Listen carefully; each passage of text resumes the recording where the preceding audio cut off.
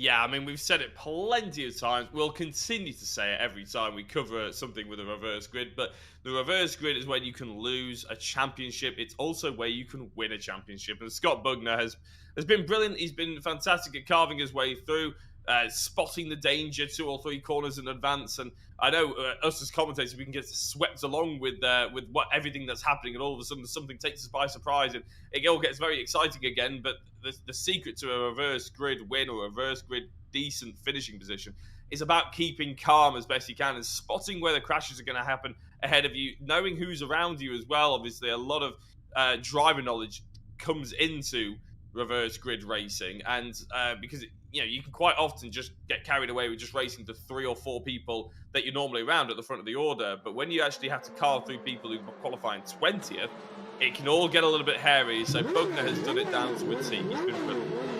Really has, absolutely. It's been a masterclass, really, in how to put a championship together. Just the one win, which came in the first race at Silverstone. Can he get his second here in race number 1 at Donington Park? Round 11 of the VRRC Civic Cup, then. The penultimate race of the season. Bugner on pole, Edmondson second, Lask third, Max Bird in 4th position. So that is the top 4 drivers in the championship actually filling out the top 4 places on the grid, just in a slightly different order. Remember, Max Bird, who is 4 on the grid, is second in the points, just 5 points clear of Max Edmondson, who starts 2 places ahead of him. So that could really be where the fight is here between the 2nd, 3rd and 4th place drivers on the grid. Red lights then about to come on. 20 minutes of racing on the clock for round number 11 of the VRRC Civic Cup. Bugner on pole, Edmondson alongside him. Red lights go out. We're away and racing on the Donington Park National Circuit, and a great start from pole position by Bugner. No doubt about who the leader will be heading into that first turn. Edmondson comes across to the inside to cover from Lask, who goes to the outside line. Gets a bit of a squeeze there from Edmondson. Joel Lask is going to try and commit right round the outside. Gets squeezed onto the dirt, though, and that is Max Bird's opportunity to get up the inside of him. Paul Laramie is in strife towards the back of the field, but other than that, they're all cleanly through turn 1. And, well, Joel Lask taking the risk on the outside line, and it did not work. He loses 3rd and maybe 4th as well. I thought Carl Feather was going to lunge his Elliot Dalton is going to lunge his teammate as Joel Lask is almost getting hung out to dry again, this time by Josh Martin. Here is the battle for the race lead, though, is Max Edmondson going through as they go into McLean's. It's going to be Scott Bugner on the inside. He's going to hold on to that lead, or is Edmondson going to manage to carry the speed around the outside?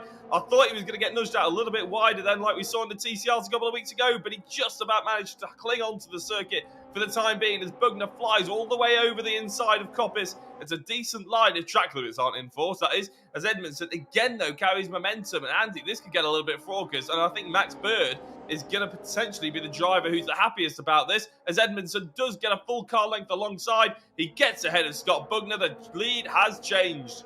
Yes, but he was so late on the brakes into the chicane that he was very slow through the middle of it. Now, Bugner wasn't able to time the run to get alongside him, but that backs him to Max Bird, and this is exactly the kind of battling that Bugner could do without, really. Doesn't need to do all that well in this race. He dives up the inside of Max Edmondson. What a move on the brakes into Redgate corner, and he's going to get the race lead back. I think Max Bird gets the run on him as well as they come out of Redgate. Back to the lead, and Max Bird elbowing Max Edmondson for 2nd place as they head through Hollywood into the left-hander at the Craner curves. Cold rear tyres still at this point. They've got to be careful. Bugner hangs on in front, and Bird will slither his way through into 2nd. There's a bit of a touch on the apex, though. Out wide onto the grass he goes, and that might just bring Joel Lask back into play. But I'll tell you what, Jack, for a driver who said he wasn't going to get too involved, too stuck into these battles, Scott Bugner is getting rather stuck in, I think. Yeah, fair play. That was an absolutely epic move up the inside. Really nice and late on the brakes as Carl Felvis gets past Josh Martin. So all of a sudden there's an HFT sandwich with Martin in the middle of it. Felvis getting to grips with this car, even if it is just a touch too late. But it's front-wheel drive next season as well. So fingers crossed, maybe he's just getting to grips with front-wheel drive. Bugner has a 0.3 of a second gap ahead of Max Bird and Edmondson as well. Is Edmondson going to look at the inside? No, he's going to hold off just for the time being. I think, actually, he didn't quite get the run through the first apex, but seems to have gathered it together on the 2nd apex. So going down and towards the first corner, what are we going to see? Is Joel Lask going to potentially do Bugner a favour and start a little bit of a civil war in the middle there? But as Kenny Press goes round, unfortunately, he won't be involved with any kind of battle. Yeah, not quite sure how he got there, but he headbutts the tyre wall at the final corner. He's at the back of the field now. Max Edmondson is on the grass at Redgate corner, so Joel Lask moving back into third place ahead of him then. And Max Edmondson in danger of slipping back here. He's got Josh Martin and Kyle Felvis side by side behind him. Martin on the left, Felvis is the yellow and blue car on the outside line. He has to give way to the Motor Swan livery machine of Josh Martin, who bounces over the grass but does hold on to that 5th position. So Bugner leading the way, struggling to get away here though from Max Bird in second, and a dive up the inside for Edmondson for third. That was late on the brakes, but this is the battle, remember, between Bird, Lask and Edmondson, really, and off goes Joel Lask. Joel Lask is off into the barriers coming out of McLean's corner. There must have been contact there with Max Edmondson, and that could be big for Lask's hopes of claiming this second place in the points. Yeah, I was going to say that's big for championship-wise, isn't it? Edmondson was the one catching Bird, but I was going to make the point that actually Lask is the one chasing both of them. So it's a real shame that we see Lask falling wide there, and obviously there's potentially a stewards inquiry that will dictate that one, so we won't try and make too many assumptions, as Elliot Dalton-Ayres, I believe that is, skipping across the grass, potentially ruining his run out of the last corner, and I think Eric Axelson's going to go alongside him. Now, they are allowed to use the pit exit. Dave Marshall has been allowing everyone to use that pit exit to gain a little bit of more room on the outside to just sweep the corner, but Eric couldn't make it happen for him just then. Yes, so interesting stuff then. That means that Max Bird is second still, but Edmondson up into third, and Josh Martin into fourth position. There's Eric Axelson coming through the old hairpin. Had his worst qualifying effort of the season, actually, a few moments ago, did Axelson. But he's moving forward in the race. Brad Smith off wide, but he is also just hanging on to a 10th place spot at the moment. He makes his way up towards McLean's, where we find Eric Axelson trying to go the long way around Elliot Dalton-Ayres. That was a brave move to try, and it doesn't really work out. So Dalton-Ayres hanging on as Elliot defends, though. It's dropping this whole group away from the top 6. So we've got sort of a top 6 breakaway here, really. Bugner, Bird, Edmondson, Martin, Felvis, top 5 breakaway, in fact, and then Dalton-Ayres in 6th position, the cork in the bottle. Yeah, I was going to say, and Andy Carroll looks like there's a little bit of contact there with Axelson, and I wasn't quite sure where to go, I think, around the back of Dalton-Ayres, who absolutely catapults his way over the curves. Axelson's a little bit more conservative through there, isn't he? Let's face it, he's not a fan of getting his suspension broken. As Andy Carroll, as I said, is looking interested, but not really quite there in terms of being able to make a race move. Is there a race move going on for third place? Oh, Axelson, that is... Well, there's a apex somewhere, not in that postcode, though. That was an interesting line through Redgate. I'm not convinced it was a particularly fast one, though. So Axelson loses 7th place. Andy Carroll goes through. Now, this is the 3rd place squabble that you spotted in the distance. Still Edmondson in 3rd place, but certainly being asked all the right questions here by Josh Martin, who is the lightest car in this lead group. Look, he's only carrying the 10 kilos of handicap weight, surrounded by a bunch of drivers who are in Group 3 of the handicap system, so they carry 30 kilos. That counts for Bugner, Bird and Edmondson ahead of him, and Kyle Felvis actually behind him. But Josh Martin, who has certainly had his moments this season of being strong. He's had 2 podium finishes, actually, in the reverse grid race at Brands Hatch at the start of the season, and he was 3rd in our most recent race at Croft. It was the bit in the middle where things went a little bit awry, and that's what's dropped him down into 7th place in points, but he could mathematically still get into the top 5 if he has a good night here tonight. Yeah, and I remember his mate being prompted to do a shoey because Josh Martin did get on the podium. But we'll talk about that in a little bit in a minute, because Max Bird is under real pressure from Max Edmondson. Bird going defensive in the middle of the road. Is he going to make the apex? Yes, he does. He's not going to have the best run out. Look at that, Edmondson just about creaks the door open as they go down to Hollywood. Edmondson obviously trying to chase Max Bird in the points. There's 5 points between them, but as they go down Crater Curves, there's not even 5 centimetres between them. Going into Old Hairpin, Edmondson makes the move stick. Martin is all kinds of sideways coming out of it as he looks interested in trying to take another position off Bird, who gets a bit hung out and boxed out, to be honest. And I think Bird's going to slot down. They're going to go 3 wide into McLean's. That's probably not advisable. Up the inside, tries to go Max Bird. Edmondson gets a nudge. Josh Martin gets a fantastic cut back on them both. That was absolutely brilliant from Josh Martin. He read that situation perfectly and realised they were going to hold each other up, and he could get the switch back on the exit. So Edmondson drops a place, so does Bird. But actually, Max, I think, will fend off Max Bird. So that is significant. Josh Martin into 2nd place, then 2 places gained. That was 4 championship points that Martin gained. through one really, really good bit of racecraft. Kyle Felvers, remember, is still there in 5th, and actually Elliot Dalton-Ayres has really broken away from the Axelsen battle behind to the tune of nearly 2 seconds now, and has gone after his HFT Racing teammate. So it's a 5-way fight for 2nd place now then. Brad Smith out wide in the background. He will drop Willia place. No, actually comes across the line pretty much level with Andy Dorman, who's carrying a little bit of front-end damage. This is 8th place Andy Carroll, followed by 9th place battling Brad Smith and Andy Dorman, with Smith going through on the inside line. Dorman will try and fight back on the exit, as Max Bird has done against Max Edmondson. These two won't leave each other alone, will they? Absolutely not. And Carl Felvers, now he's got a sniff at it, also won't leave them alone, I imagine. Bird up the inside again of Edmondson, who runs, again, just a touch wide. That's really ruining his way up through into McLean's, isn't it? Felvers getting on the inside of Bird, though. He's going to have a nice run. Is he going to hug that curb? Yes, he is. Hits down on the brake, gets ahead of Max Bird, and now has his sights set on Max Edmondson. But look at Josh Martin. He's absolutely ran away with it just because these 4 drivers have all started to fight. Elliot Dalton-Ayres is obviously involved. Now, I was going to mention that Josh Martin, we haven't chatted about him in terms of championship standings, and that's because he's not in the fight for a real prize, but he is in the fight for 6th place against Eric Axelsen, who's not having the best race so far. Clearly doesn't show much pace. So Josh Martin, that could be a key move as he slots himself into 2nd for trying to take that overall 6th place away. Well, and don't forget, he is 24 points behind Joel Lask. Well, Lask at the moment is down in 12th, so if a couple of drivers currently inside the top 5 in points were to have a really bad night, then Josh could absolutely still get himself a prize out of all of this, even if it is just for 5th place. So worth him pushing on. Max Bird bouncing wide there over the grass in 5th position. Hangs on to the place, but drops away a little bit here from Kyle Felvers. It's not going all that well for Max here. As it stands then, he is running in 5th position, with Max Edmondson in 3rd place, so that would be a 4-point swing, and he was 5 points ahead of Edmondson. So those two at the moment would be separated by a solitary point going into the decider in 15 minutes or so for that 2nd place prize. But all things could change here. We're only halfway through the race, just under 10 minutes if it's still to go. Buckner leading the way still. There is Joel Last now. Of course, he's still gaining ground. He just got past Paul Laramie into 11th. Yeah, so again, crucial points scored for him, but it's all going to be about the reverse grid, isn't it? That's what he's pinning all the hopes on now. It was a real shame, though, to see him getting catapulted out wide. I mean, it's a bit difficult to call, because obviously we only get one opportunity at seeing it.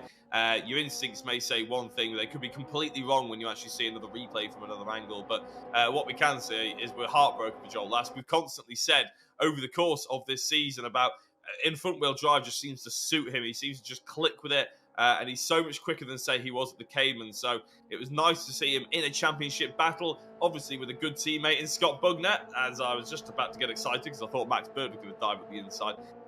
But yeah, a shame for Joel Last. But you never know. He's going to be further to the front for the reverse grid race, of course. So you never know. He could end up taking a victory away from tonight. Yeah, he's about 10 and a half seconds now behind Andy Dorman for 10th position. So keep an eye on that gap, but it's unlikely that he's going to be able to gain any more ground in this one, unless, of course, people start falling off the road ahead of him, which you wouldn't bet against, because this battle is continuing to be just as intense as ever it was. Josh Martin has sort of escaped it now in 2nd position. Edmondson is the one who seems to be struggling, maybe running out of front tyres, because he does seem to be suffering from quite a bit of understeer at the moment. You saw him run wide there out of McLean's corner. This is the number 33 car at the front of this big group, just struggling a bit maybe for front-end grip, and that's something you really need around here at Donington. You've got lots of these long, medium and high-speed corners, and once your left front tyre starts to cry enough, that is really going to affect your lap times.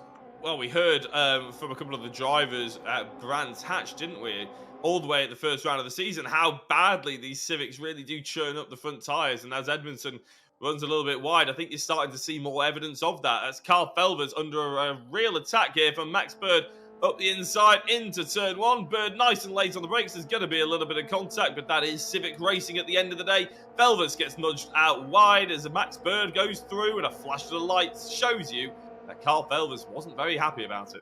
I knew the headlight flash was coming, just as certainly as I knew the hip and shoulder was coming from Max Bird. That was pretty easy to predict. Carl Felvers there just showing his displeasure at his treatment at Redgate Corner there. And Max Bird may well get it back, of course, now, if Felvers can get up the inside of him into McLean's corner. He's close enough to have the lunge. Surely Bird will cover the inside. Doesn't, actually. That's interesting. They both take the wide line into that right-hander. clip the curb slightly, and their side-by-side exchange just gives Edmondson a little bit of a breather now. 7/10 of a second is his gap up the road. Coppice Corner they head, and back down the exhibition straight. So Kyle Felvers in 5th place in the slipstream. Can he have a go on the brakes into the chicane? We haven't really seen anyone try this move yet so far in this race. Is Felvers going to be the first to give it a go? No, because it's far more important to get the good exit from the chicane and then challenge into Redgate. That's the bigger braking point. And with a mistake there from Max Bird, this could open the door for Felvers. That is exactly why you wait until the exit of the chicane, because it can make the move into the first corner all that easier. As Felvers goes at the inside of Max Bird, he tries to do what Bird did just a lap ago, but he can't quite get there. Bird does run wide, and that gives Felvers a little bit easier. Now that we saw Felvers running wide earlier on, but that was due to contact. That one was Bird just going too fast through the corner. Oh, there's going to be contact as they try and sweep back onto the racing line, though. Bird holds it. Felvers slots in just ahead of his teammate Elliot Dalton-Ayres, but again, we've seen this plenty of times through Old Hairpin. Bird runs a little bit wide. Felvers now has an opportunity. Edmondson's driven away. Like you said, we're on board with Elliot Dalton-Ayres, the prime candidate for the best seat in the house here. Can he take advantage just like Josh Martin did about 10 minutes ago?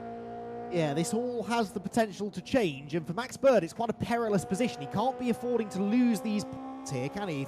There are 3 cars queuing up behind him. If 2 or 3 of those cars go through, that's a big handful of points he'll be giving away. He will certainly lose second in the championship if he starts losing more positions. Right now, he's only 1 place behind Edmondson, only dropping 2 championship points, so he would hold on to that second place as things stand, but the potential for him to lose more certainly looks fairly significant. He settles down a bit now, though, gets a better exit from the chicane this time, and is Felvers going to try and stick it back up the inside into Redgate Corner? Wouldn't bet against it, but he's just not quite close enough this time, and Max Bird is able to turn in, hits the apex, hopefully doesn't understeer too wide this time. No, that was much neater, and so the positions stay as they were for the time being with 5 minutes left on the clock.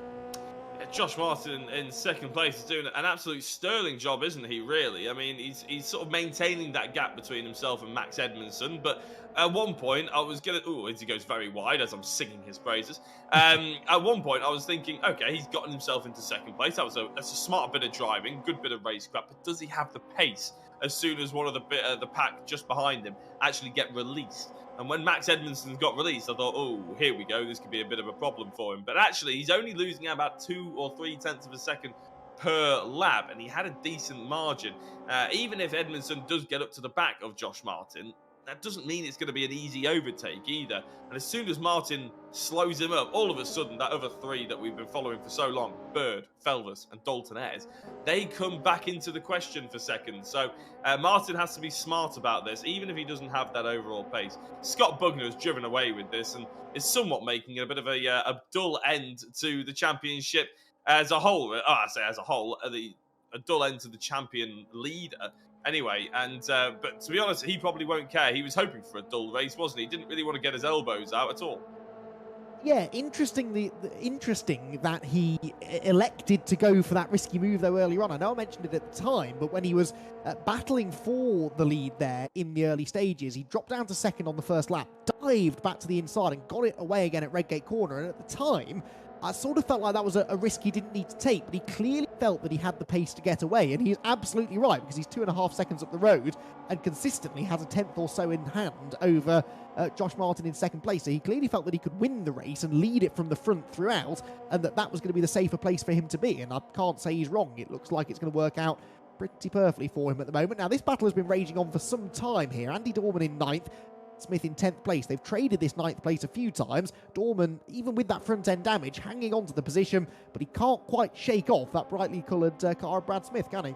No, and they're not slowing each other down enough for Joel Last to come in the equation, really, either. So it's been a nice battle. Hopefully they've enjoyed it, these two. Even if it isn't 4 podium positions, it still doesn't mean you can't get out here and enjoy your racing, of course. You see it in any championship, real life or sim-based. It doesn't matter what position you're fighting for, as long as you're enjoying it and having a close battle with your mates that's clean and fair, and really, you don't mind at all. Right, back to the front though, where everything has been, I would say, clean and fair for the most part between these 3 drivers. Max Bird again running wide though. he just seems to be sending too much pace in. Oh, I was going to keep it clean and fair, Kyle. Come on, let's not get carried away through Hollywood.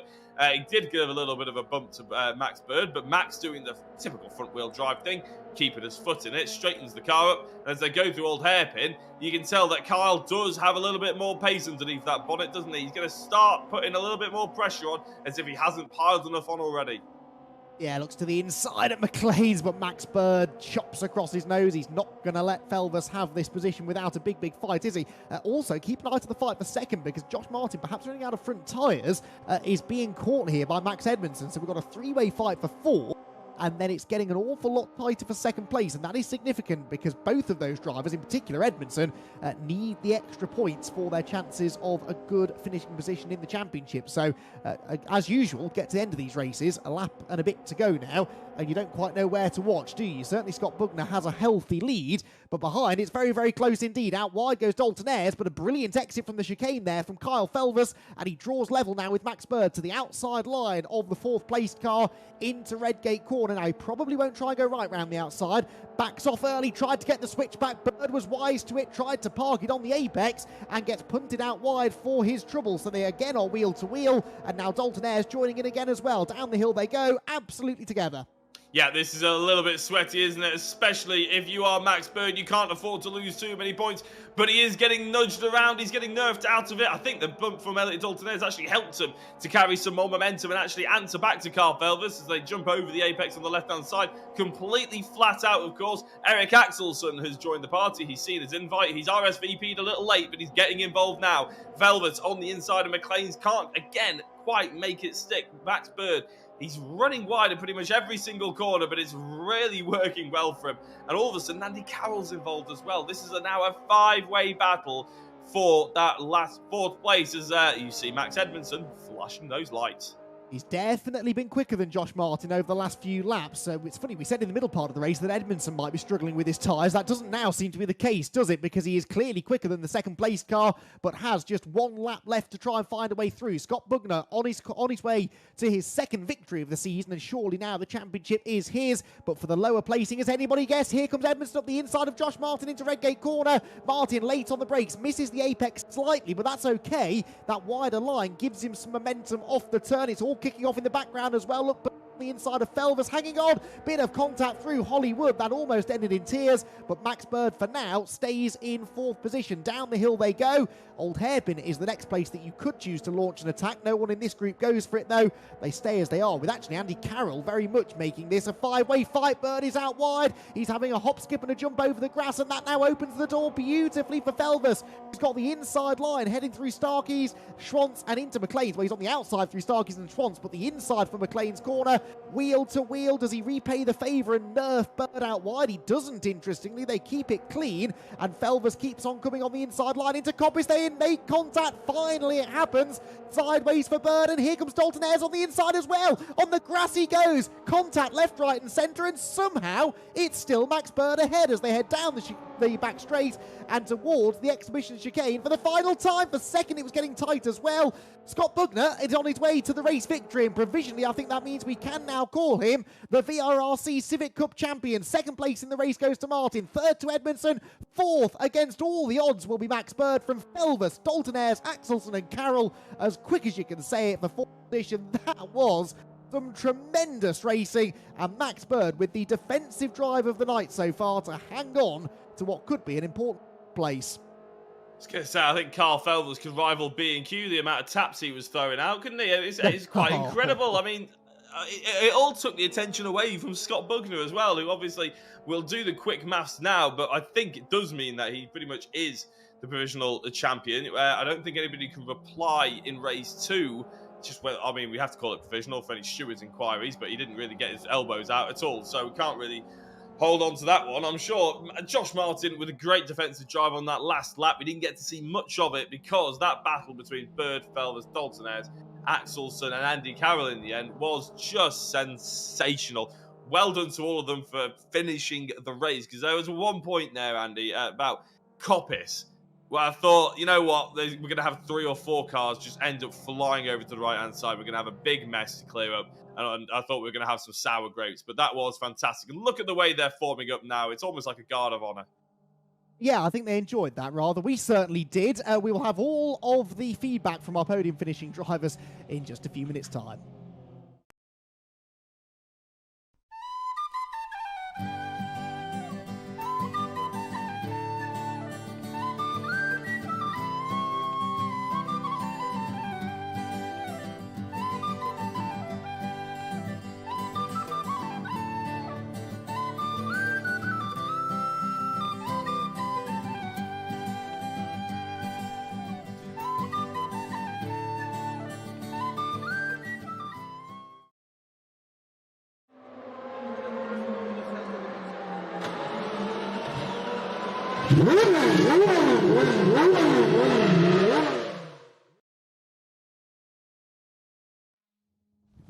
So a dramatic opening race of the night here in the VRRC Civic Cup at Donington Park sees Scott Bugner claim his second victory of the season, and we reckon that is now enough for him to be provisionally at least crowned the VRRC Civic Cup champion. And he, as well as our other two podium finishes from that race, join us in the commentary box now. Scott, huge congratulations. That was pretty much the perfect race. You started on pole, you led almost every lap. Didn't quite lead the first one, but every lap beyond that, and you were able to escape all of the battling behind, which was pretty much exactly what you said you wanted to do. Yeah, that's what I wanted to do. Obviously, Max got me, I think, on the first lap, and I thought, do I just follow him and I'll, try and break away? And then I just thought of Joel in the background, because I knew he needed to try and beat Max. So I thought, I've seen Matt Neal do it a few times into the first corner, so I thought I'd give it a go. And it did work, and I managed to get away, and then the chaos happened behind, and it was just a nice sort of easy race by the end of that. Yeah, that move you made into Redgate, you made it look remarkably easy, but I know it's not an easy move to make. You must have felt confident in your pace to get away at the front, because that was a risk that otherwise surely you wouldn't have taken. Yeah, I knew my race pace wasn't too bad. I was actually more worried about my qualifying pace, but yeah, and then sort of just counting the laps down, and I kept just going, please don't get a power cut. Internet, don't drop out, just keep going. I managed to bring it home, thankfully. You did indeed, and provisionally then you are the champion, which means I'm sure we'll get a chance to chat to you again later on tonight, so we'll let you go off and prepare for race number 2, where hopefully you can have a bit of fun now. Yeah, pressure's off. I can just go and, I don't know how Joel's looking in the championship now, but go for it and have a bit of fun and see what we can do. Stuff, looking forward to it. Congratulations, Scott, on the race win. Jack, meanwhile, has our second place finisher. Yeah, Josh, there's a lot to unpack in that race, but first of all, talk us about your move to get into second place from fourth. That was pretty epic. Yeah, that was a bit dicey being on the outside going in, because I think we were 3 wide. Yeah. And I kind of then broke a bit early, got the cut back in, sweep past both of them, and then yeah, I got into a really good rhythm, and I was setting really good lap times looking forward, and then I got to about, 6-7 minutes from the end, I started looking in my mirrors, fell out of my rhythm. And then that's when Max started to reel me in. I was going to say, looking in your mirrors is poison to a driver, isn't it, unfortunately? But Edmondson asked you some questions on that last lap. Did you ever feel like that was it was going to eke away from you?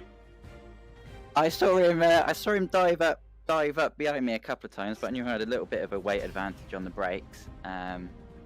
So yeah, I just tried to look forwards really and not look in my mirrors too much. Well, congratulations, Josh. Hopefully we'll see another showy, because that's another podium. We'll chat to you hopefully after race 2. Yeah, I think it needs to be done. Excellent stuff. Congratulations on that one. Now, our third place finisher in that race, well, it was Max Edmondson. And Max, a season that started off so well for you. The bit in the middle didn't quite go to plan, but nice to get you back on the podium here in our penultimate race of the season. Yeah. It all went downhill from Silverstone, didn't it? I was at my mate's house, and everything that could have gone wrong did go wrong. Last week I struggled with track and weight. This week it's gone better, but I knew if Scott beat me in that first race, if Scott got points in that first race, there was no point in me, or there's no chance of me getting the championship. So I'm just focused on second now. Which is well within your grasp. 2 points you are behind Max Bird coming into this race, so it's almost winner takes all between you two. And you've got to come from the back of the grid. We're going to enjoy watching this. Are you looking forward to it at all? Yes, but I'll tell you if I was after. See what the result is. I thought you might say something like that. Right, Max, we'll let you go. Have a look and put on a show for us here in race 2. I'll try. Thank you. Max Edmondson then third place. And yes, this is how the championship looks. Scott Bugner is now in an unassailable championship lead, but for second place, just 2 points between Max Edmondson and Max Bird. The other way round, Bird ahead of Edmondson. Dalton Ayres, meanwhile, has a 3-point cushion over Joel Lask, and both of them could mathematically still beat Bird and Edmondson if those two have an absolute disaster, although realistically it's those two pairs, Bird and Edmondson for second, Dalton Ayres and Lask for third position, with Josh Martin 12 points further back. So again, if Josh has a really good race here, he could still get into that top 5.